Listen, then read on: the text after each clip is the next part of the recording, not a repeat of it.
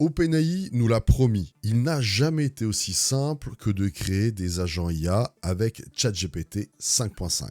Dans ce tuto, nous allons créer des agents IA avec Codex, la version Codex V2, utiliser le tout dernier modèle ChatGPT 5.5. On va parler boucle agentique, agent IA, système de mémoire, workflow, configuration. Et à la fin de cette vidéo, je vais vous montrer quel est le code qu'il faut rentrer pour créer vos agents dans ChatGPT 5.5. Tout ça dans cette vidéo.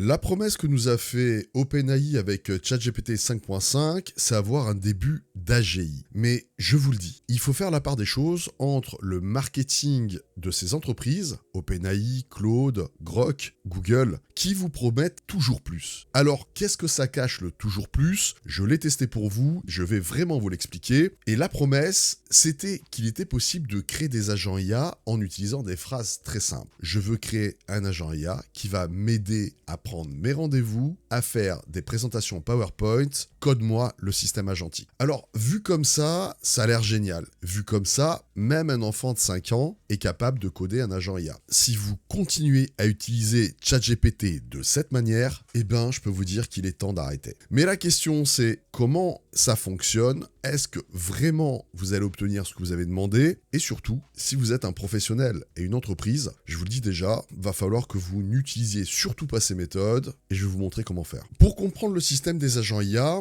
il faut que vous imaginez une machine qui va récupérer votre texte. Il va devoir déduire qu'est-ce que vous voulez faire comme action, agir, il doit se connecter à Internet, récupérer des documents, synthétiser les éléments et vous livrer une réponse. Vu comme ça a l'air génial. Mais quand je me suis mis en fait à regarder la documentation professionnelle, ceux qu'utilisent les développeurs, ceux qui font du SDK, ceux qui développent les agents IA, là j'ai découvert toute une architecture extrêmement technique pour la gestion des agents IA. Et c'est exactement ce dont on va parler dans la deuxième partie de la vidéo. Et vous allez comprendre pourquoi. Intuitivement, quand vous allez demander à l'IA de travailler, ce qui va se passer, c'est comment les agents IA vont garder de la cohérence dans leur travail. Et oui, dans un premier temps, le système va devoir aller regarder votre emploi du temps. Après, vous allez demander à notre système d'aller faire une présentation PowerPoint. Après, de mettre à jour vos listes et vos emails. Comment ces agents vont communiquer entre eux? La première partie du problème, c'est comment on va gérer la fenêtre de contexte. Plus une IA va discuter et travailler, plus la fenêtre va se remplir. Mais elle va pas se remplir avec une seule action. Elle va se remplir avec des actions très différentes. Je vais aller sur Gmail, je vais récupérer un MCP, je dois extraire les données, faut que je les comprenne. Bref,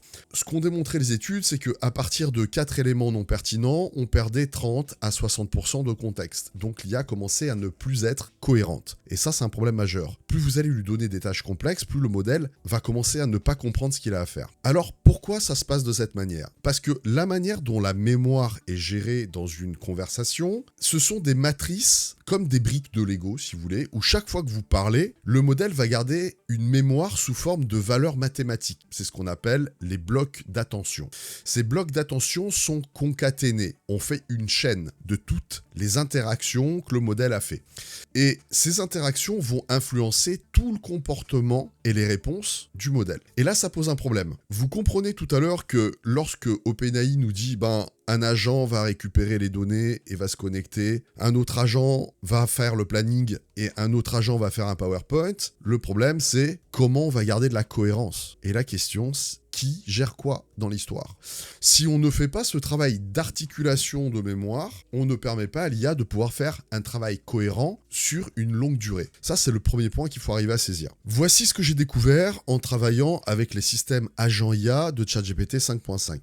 Pour garder de la cohérence, le système principal qui s'appelle un orchestrateur, si vous ne savez pas ce que c'est, je vous renvoie aux vidéos en description, on en a déjà parlé, va utiliser deux types de mémoire. Une mémoire qui s'appelle une memory summary MD, qui est un système qui est chargé et compacté au démarrage de la discussion, et une mémoire projet qui est la memory.md. Mais toute la cohérence du travail de l'IA va se gérer en utilisant ce qu'on appelle les rollout summary et les raw memories. Ces deux fichiers de mémoire vont gérer les agents niveau 1 et niveau 2. j'ai découvert que OpenAI avait intégré pour la première fois une architecture avec une fonction récursive adjoint. Je t'explique. Claude, avec Claude 4.6 et maintenant Claude 4.7, est en train de développer cette fonction, mais ce n'est pas présent.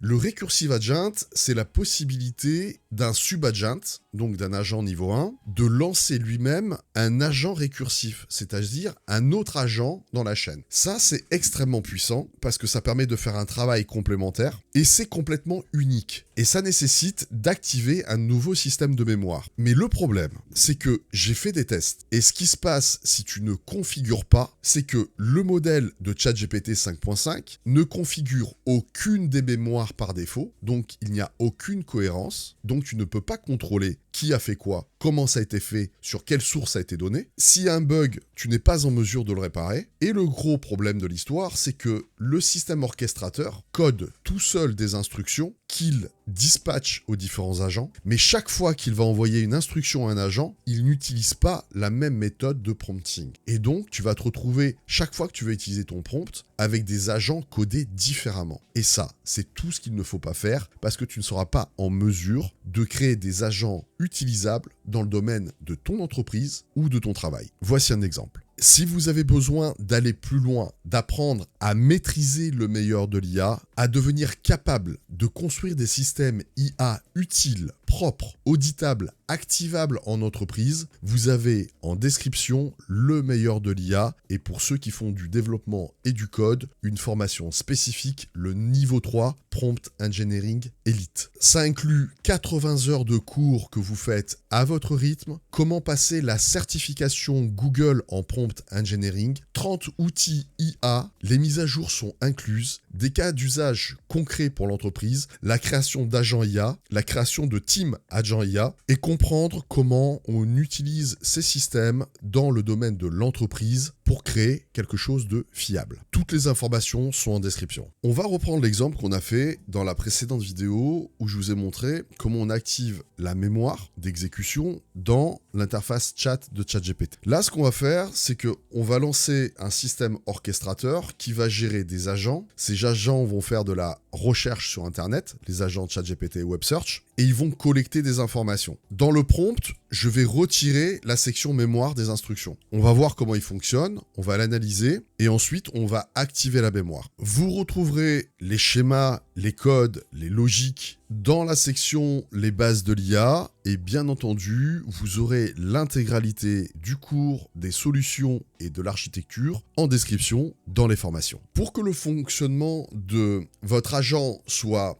stable, ce qu'il faut faire, c'est que votre système doit créer, dès le démarrage, un log de fonctionnement.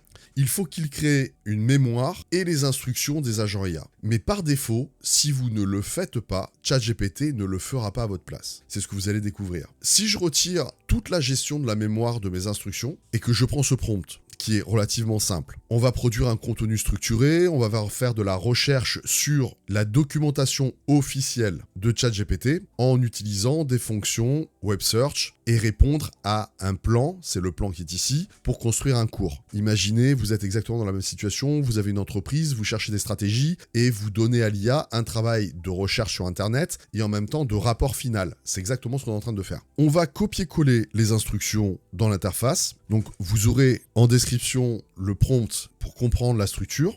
Et on va maintenant analyser le fonctionnement du modèle. Parce que ce qu'il faut comprendre, c'est est-ce que le modèle peut fonctionner? Alors déjà, vous avez vu que les instructions sont un petit peu plus complètes de ce qu'on nous donne sur Internet. C'est pas juste va faire des recherches pour me faire un rapport sur ChatGPT 5.5. On lui donne quand même une base d'architecture. Mais ce qui va se passer, c'est comment le modèle va gérer les instructions. Comment il a été entraîné. Ce qu'il faut comprendre, c'est qu'une IA ne va pas faire les choses par hasard. Je vais vous en parler juste après, mais une IA, c'est qu'elle a reçu un apprentissage humain. Vous avez des humains qui ont entraîné la machine pour lui dire comment se comporter dans ce type de situation. Et ce que vous voyez, c'est que le modèle exécute l'enregistrement log, le démarrage des tâches, et si je clique dessus, on va pouvoir observer que ChatGPT se situe à la phase de travail de l'agent et de préparation de l'interface de l'agent. Et vous voyez qu'en temps réel, il est en train de lancer les systèmes agentiques. Le problème qui se passe, c'est que quand vous créez ces systèmes-là, vous vous rendez compte d'une chose. On n'est pas en mesure de le cadrer. Ensuite, il lance des systèmes agentiques que vous ne contrôlez pas. À aucun moment, moment, on a la main sur les instructions du système. À aucun moment, on est en mesure de savoir comment il va coder les instructions. Donc ici, il est en train de coder tout seul, dans son arrière-plan, les informations qu'il va envoyer aux agents. Ça, c'est la commande shell où il va lancer les systèmes agentiques. Et il a donc lancé la première fonction, mais le problème, c'est que vous ne contrôlez rien. Chaque fois que vous allez lancer la requête, le modèle peut changer de version, écrire autrement, et vous allez obtenir un résultat complètement différent. Mais ça ne s'arrête pas là. Donc, tant qu'on continuera à faire croire aux gens qu'il suffit de dire à ChatGPT « va me faire des agents IA et va faire mon travail », on sera toujours confronté à ce problème-là. C'est-à-dire une IA qui va complètement aléatoirement, sans rien contrôler, exécuter des séquences de probabilité de code et de tokens, vous récupérez un contenu dont vous êtes incapable de savoir comment il a été généré, sur quelles données, sur quels critères, sur quelle probabilité, parce que toutes les instructions sont faites au hasard, et vous récupérez un travail final en vous disant « l'IA, elle a travaillé ». Non, l'IA, elle vient de vous livrer un ensemble de contenus sur lequel vous ne savez même pas ce qui a été fait. Et là, vous prenez le risque de vous dire « j'ai codé des agents IA ». Est-ce que vous avez gagné du temps ? Non. Il suffit qu'il y ait simplement 1 ou 2 erreurs dans votre compte-rendu, tout est faux.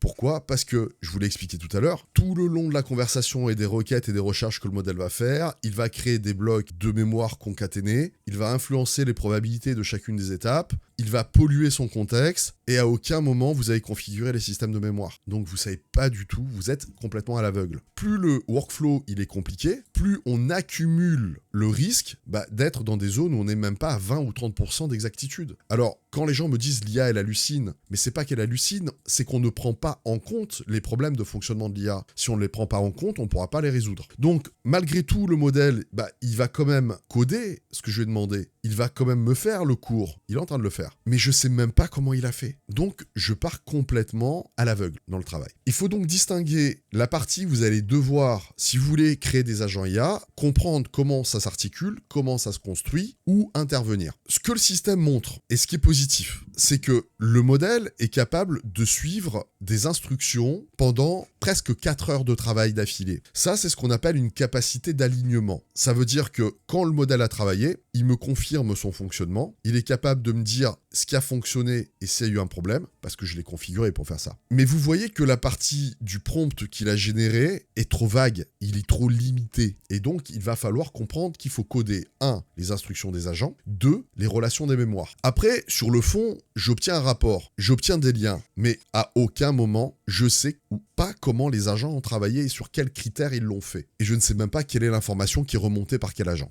Alors, j'ai découvert une chose, et c'est là où je me suis rendu compte qu'il fallait absolument intervenir. Quand j'ai lancé de workflow, j'ai vu que ChatGPT 5.5 crée des agents et il va leur donner des noms. Ces noms vont permettre au système d'identifier les différents agents. Mais le problème, c'est que je me suis rendu compte que les agents faisaient des erreurs et que ChatGPT lui disait « corrige-toi toi-même ». Alors, vous imaginez, demain, vous faites une erreur et vous avez un patron qui vous dit « corrige-toi toi-même ». C'est pas ça qui va faire avancer le schmilblick dans l'histoire. Donc, l'information qu'il lui envoie, elle est là. Elle n'est pas suffisamment structurée pour permettre, tel que voudrait nous le faire croire OpenAI, Sam Altman, en nous vendant le concept de ChatGPT, fais-moi des agents pour faire mon travail. On n'en est pas du tout, mais pas du tout à ce niveau-là du système. Donc, on va encore faire la même chose qu'on a fait depuis 3 ans avec l'intelligence artificielle. On va faire des gens qui vont dire des tutos, tu demandes à ChatGPT, il va travailler tout à ta place. Vous allez perdre, 1 mois, 2 mois, 6 mois d'abonnement, de travail, de temps, rien obtenir. Mais rien. Et ceux qui ont compris, et notamment ceux qui sont aujourd'hui les développeurs ou les spécialistes des agents IA, qui ont compris qu'il faut coder toutes les séquences. Alors, c'est pas si compliqué de ça. Pourquoi ? Parce que déjà, je les ai modélisés.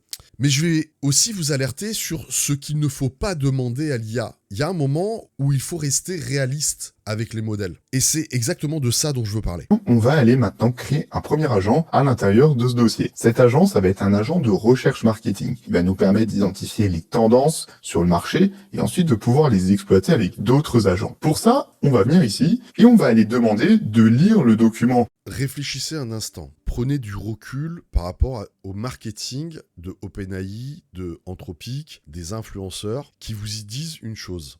tu poses 3-4 phrases sur une interface, réfléchissez bien à ce que je vais vous dire. Transforme ce que je te demande en recherche marketing, capable de réaliser des recherches marketing et de formuler des stratégies pour n'importe quelle marque. Vous imaginez demain un outil où, avec 5 phrases, vous avez une machine qui fait votre job. J'essaye un tout petit peu de vous dire, vous vous souvenez à l'époque où vous aviez 6 ans. Si, faites cet effort. Et qu'on vous disait, si t'es gentil à Noël, Père Noël va t'amener des cadeaux. Non, mais là vous dites, bon ok, j'ai plus 6 ans, mais... Et les gars, comment vous allez m'expliquer que vous croyez encore qu'il y a une machine qui est capable, avec 5 phrases écrites de cette manière, de réaliser des recherches marketing pour formuler des stratégies pour n'importe quelle marque. Réfléchissez 5 secondes. Si tout ça c'était vrai, ça fait 3 ans que tous ces influenceurs devraient arrêter de bosser et avoir mis des IA à leur place pour tout gérer. Arrêtez de croire les solutions simplistes. Comprenez qu'on a un outil très puissant qui a par contre des limites et il faut savoir utiliser ces outils en ayant conscience de ces limites et donc ça veut dire qu'il faut savoir développer, coder des instructions pour prendre en compte les limites et donner les instructions pour faire travailler le modèle. Mais jamais, au grand jamais, avec une phrase ou 5 lignes, vous allez obtenir un rapport marketing. C'est pas la peine.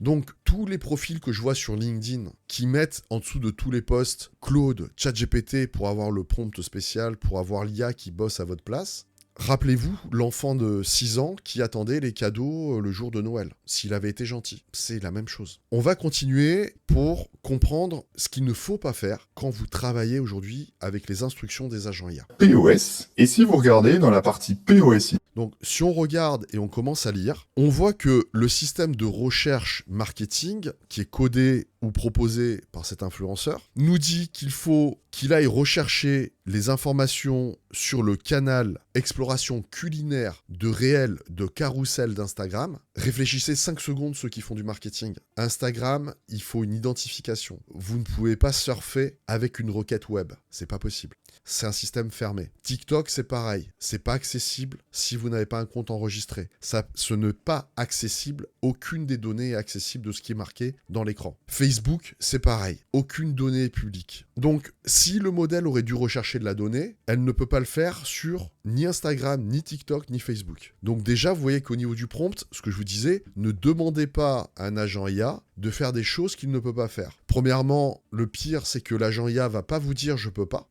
et vous allez obtenir quelque chose qui n'est pas possible. Ici, j'ai rajouté un fichier MD que j'ai généré et qui reprend en fait un guide pour pouvoir faire des bonnes stratégies de recherche marketing. Allez, prenons le guide des bonnes recherches marketing. Réfléchissez encore 5 secondes. Vous n'êtes plus cet enfant de 6 ans auquel on raconte des histoires magiques où, en frottant sur une lampe qui s'appelle ChatGPT ou Claude, vous avez une IA magique qui sort et qui réalise tous vos rêves. Il faut sortir de ce système-là. Vous êtes des entrepreneurs, vous êtes des gens rationnels, vous êtes des adultes et vous ne croyez plus aux promesses, mais vous croyez aux compétences et aux actes. Comment vous faites à expliquer à une IA de lancer des recherches marketing en prenant en compte le cycle économique, phase de croissance, stagnation et contraction cible, saisonnement et sectorialité, c'est-à-dire la saisonnalité des cycles économiques, le momentum technologique, l'adoption des nouvelles plateformes, les changements algorithmiques et la révolution réglementaire. Non mais est-ce que vous vous rendez compte déjà que les 3 points qu'on lui demande dans la section 2.1, c'est lunaire. C'est pas possible qu'une seule IA soit capable de faire ça, mais le gros problème, c'est que si vous codez des instructions qui ne veulent rien dire, à aucun moment, ni ChatGPT, ni Claude, ni ChatGPT 5.5, ni Claude 4.7 vont vous dire c'est pas possible. Donc la première vigilance, c'est votre sens critique. Vous le savez au fond de vous que c'est pas possible, qu'avec 3 phrases et demie, même si vous avez un pavé de 800 lignes qui apparaît, que ces modèles soient capables de faire ça. Vous le savez. Me dites pas que vous avez cru, c'est pas possible.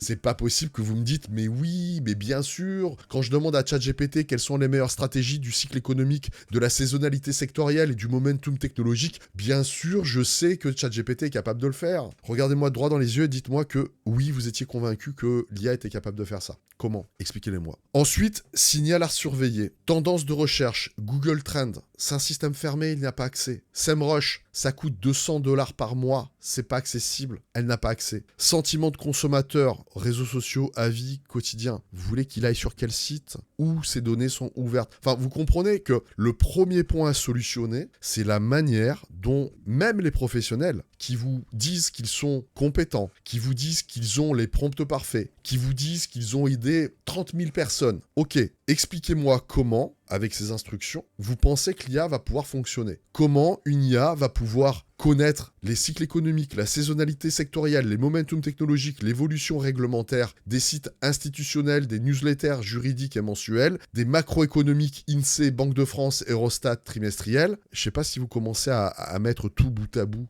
Est-ce que vous comprenez déjà qu'on parle de sujets qui sont complètement déconnectés les uns des autres et qu'on va aboutir à une seule chose en proposant des instructions qui ne sont pas utilisables par un agent IA, ChatGPT 5.5 ou Claude 4.7, on va aboutir à une seule chose, à une matrice d'attention concaténée qui ne veut rien dire et qui va faire en sorte que toutes les réponses du modèle vont être très bien écrites, mais seront inutilisables tellement toutes les instructions sont impossibles à réaliser par le modèle. Donc la première phase de prise de conscience, c'est il faut que vous appreniez et que vous compreniez comment fonctionne une IA. Sinon, tout ce que vous allez demander à une IA ou à un agent IA ou à OpenClaw ou à Hermès ou à Claude Code, ça sera inutilisable. Ça, c'est la première étape. Si ça, vous commencez à le comprendre, eh ben ça vous fait saisir que vous avez perdu 3 ans de contenu sur les réseaux sociaux où on vous dit que c'est super simple, il suffit de demander une phrase magique et vous obtenez un résultat. Voilà. Ça, c'est la promesse marketing des influenceurs, appuyée par la promesse d'OpenAI. OpenAI fait le même principe, mais pourquoi? Sinon, demain, quand vous vous rendez compte qu'au final, il faut tout coder, qu'au final, il faut des compétences, qu'au final, c'est pas aussi simple, vous allez vous rendre compte qu'il y aura beaucoup moins d'engouement. Ce qu'on a voulu créer, la première chose, c'est une adoption massive pour donner l'impression que c'est facile.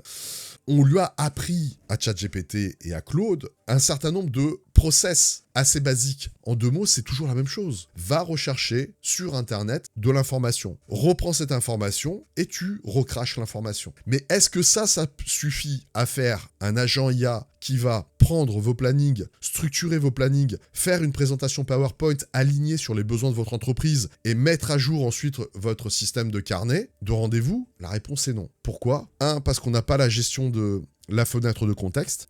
Le modèle n'est pas codé, donc il ne sait pas comment vous travaillez, donc il va agglomérer des probabilités qui sont probablement pas les bonnes, et donc il va faire des réponses génériques et pas adaptées à votre besoin. Et pour garder de la cohérence dans les systèmes, il faut séparer les demandes en différents agents IA qui vont garder chacun une mémoire, et cette mémoire doit être consultable par un orchestrateur pour comprendre qu'est-ce qui a été fait, comment ça a été fait, et s'il peut l'utiliser, ou bien s'il faut relancer un cycle dans le travail. Ça, c'est la première phase de prise de conscience des agents IA. Ok, maintenant, on va pouvoir passer à comment on va coder les instructions. La solution, elle va venir de l'architecture où je vais vous montrer le template qui est utilisé par OpenAI pour coder toutes les instructions des agents IA. Pour ceux qui veulent retrouver l'information officielle, elle est présente dans la section Codex Prompting Guide, dans la section Assistant agent SDK et toute la méthode de codage des agents SDK dans la section Memory. Ça, ce sont les 3 sections qui vont vous permettre de coder correctement les instructions des agents IA. Pour le template que je vais vous mettre dans la formation, juste en dessous, en description, vous allez utiliser pour chacun des agents IA ce template pour construire le système. Ce qu'utilise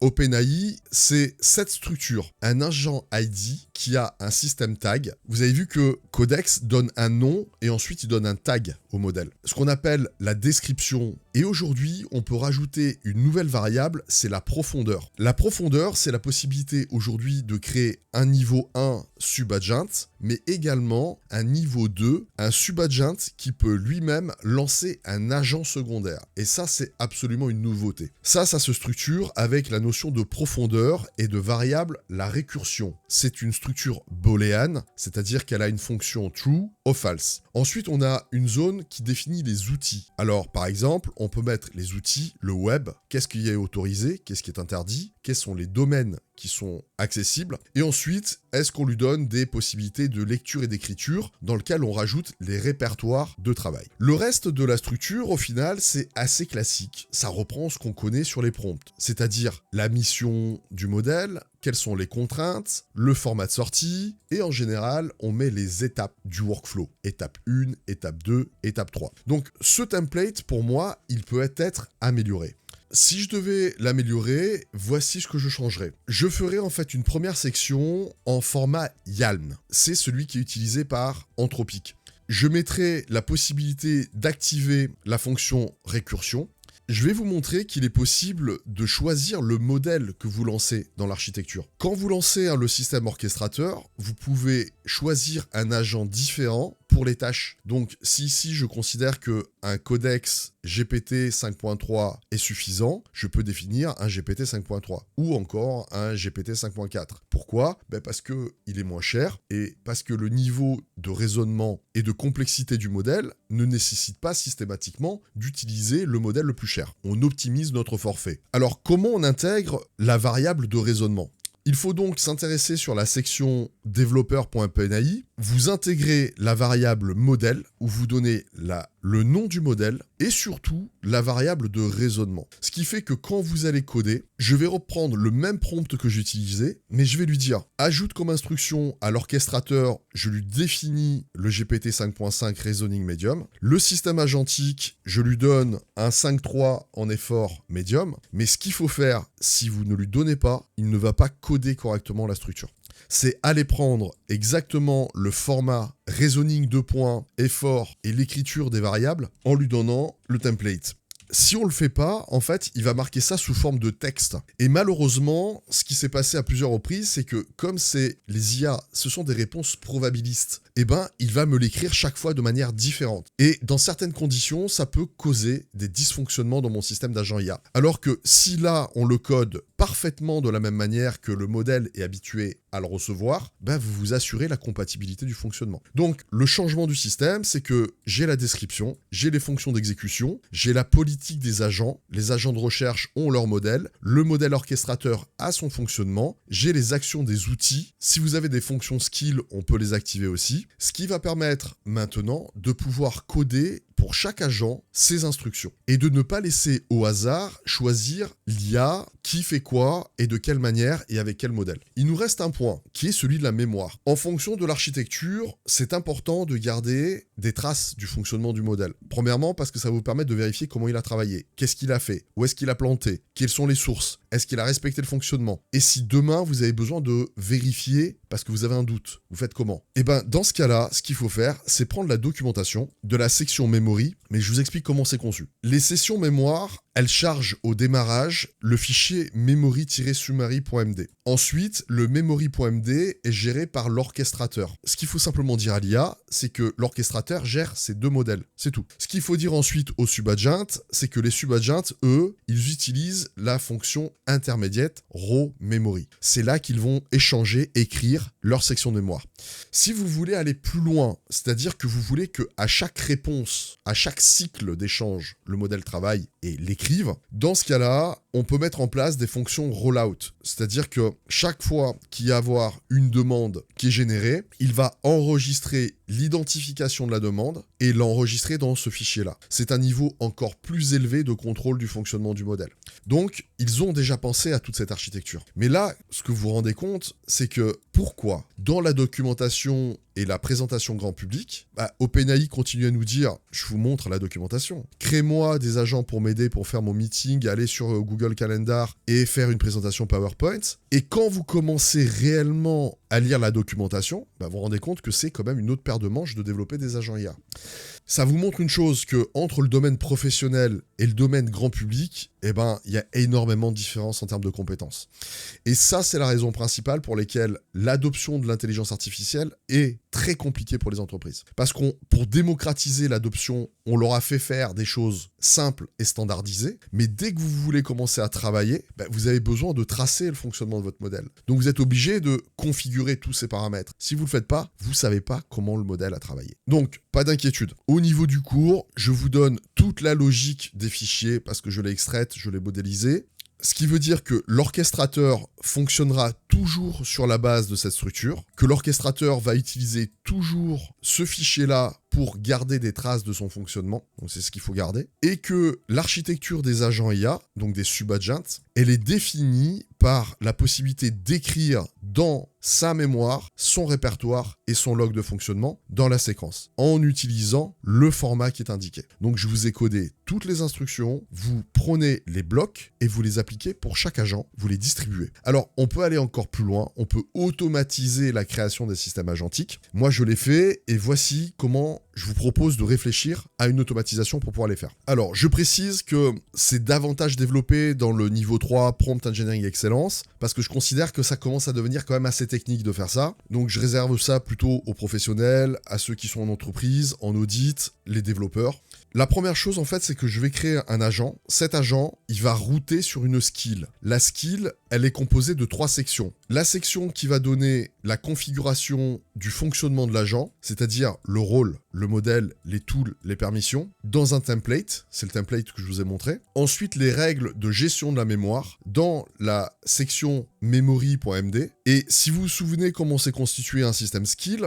quand l'agent va appeler la skill, donc dans le skill.md, vous avez la structure qui va envoyer l'agent qui construit les systèmes dans le répertoire pour aller rechercher le template de l'agent. Donc il va suivre le template et au moment où il va gérer la partie memory, il va suivre la section memory. Donc l'objectif d'une skill, c'est de router vers différentes sections. C'est pas que vous fassiez une instruction de 1500 pages. C'est que vous permettiez en fait au modèle de savoir quoi aller rechercher pour répondre à la problématique au moment où vous êtes en train de coder. Alors pour vous aider, je vous mettrai bien entendu la logique que j'ai choisie de routage, mais vous pouvez très bien développer la vôtre parce qu'il n'y a pas une seule manière en fait de construire le système. Il y a plusieurs manières. Mais ce qu'il faut absolument comprendre, c'est que si on ne gère pas la mémoire, on ne sait pas ce que le modèle va utiliser et on ne peut pas suivre et auditer un modèle, donc on ne peut pas savoir comment il a travaillé, comment il a résolu les problèmes et comment il a choisi et pris des décisions. Et donc on reste dans le système de la boîte noire. Et ça, on ne peut pas le faire en entreprise. Il faut savoir comment un modèle a fonctionné et s'il a respecté les consignes. Et l'autre point, c'est que si on ne définit pas correctement le prompt système des agents, vous ne savez pas d'une fois sur une autre comment un agent se comporte. Donc vous n'avez pas de standardisation, vous n'avez pas quelque chose de stable. Donc c'est pour ça que les variables de fonctionnement, l'ID, le name, le role, les modèles, les tools, les permissions, les fichiers d'accès, ce sont des variables qu'il faut absolument coder. Ce qu'il faut garder en tête, c'est que pour l'automatiser, moi je vous conseille de passer par un agent qui lui va faire appel à une skill et dans cette skill, vous routez vers les fichiers qui vont vous permettre de accélérer le processus de création des agents IA. Alors, pas besoin,